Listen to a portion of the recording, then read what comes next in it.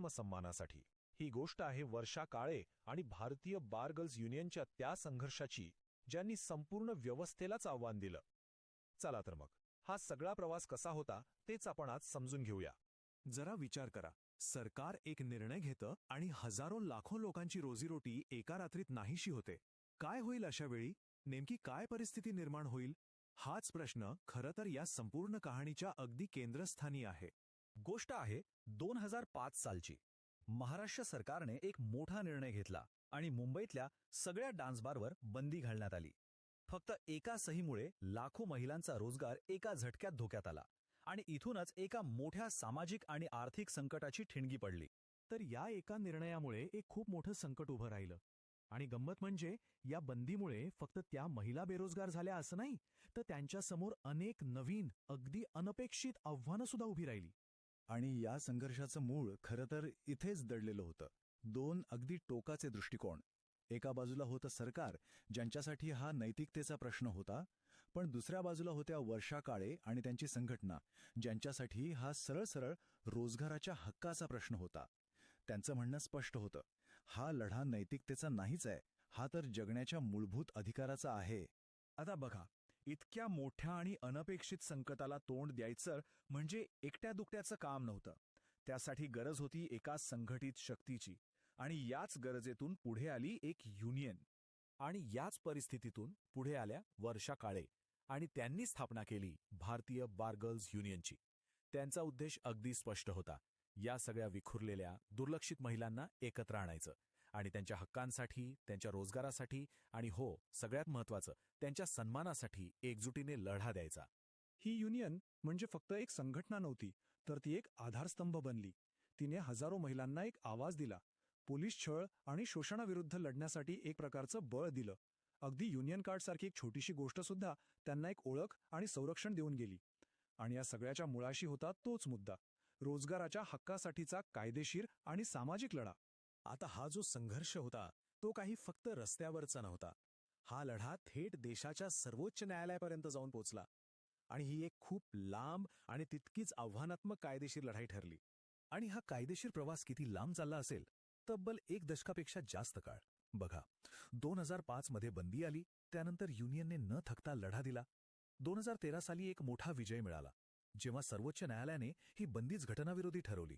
पण इथेच गोष्ट संपली नाही. सरकारने पुन्हा नवीन जाचक नियम आणले आणि मग शेवटी 2019 मध्ये कोर्टाने पुन्हा एकदा या महिलांच्या नृत्याच्या अधिकारावर शिक्कामोर्तब केला. बरं, या सगळ्यात युनियनचा मुख्य कायदेशीर युक्तिवाद काय होता? तो अगदी साधा, जाचक नियम आणले आणि मग शेवटी 2019 मध्ये कोर्टाने पुन्हा एकदा या महिलांच्या नृत्याच्या अधिकारावर शिक्कामोर्तब केला. बरं, या सगळ्यात युनियनचा मुख्य कायदेशीर युक्तिवाद काय होता? तो अगदी साधा, सरळ आणि तितकाच प्रभावी होता.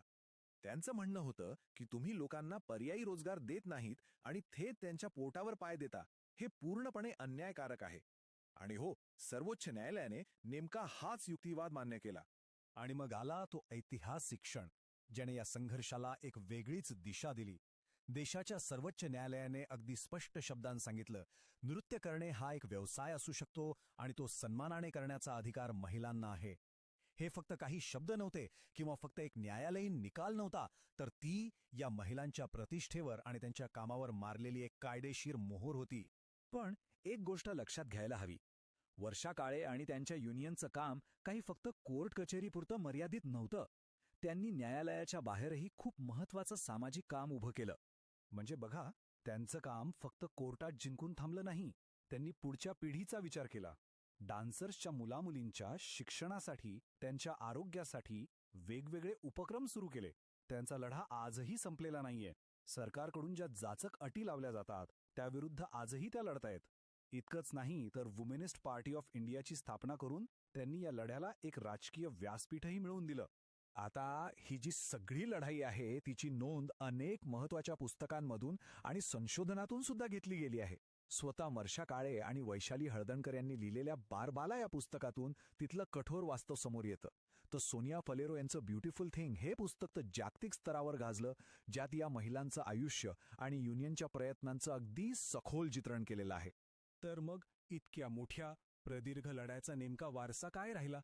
याचा एकूण परिणाम तरी काय झाला?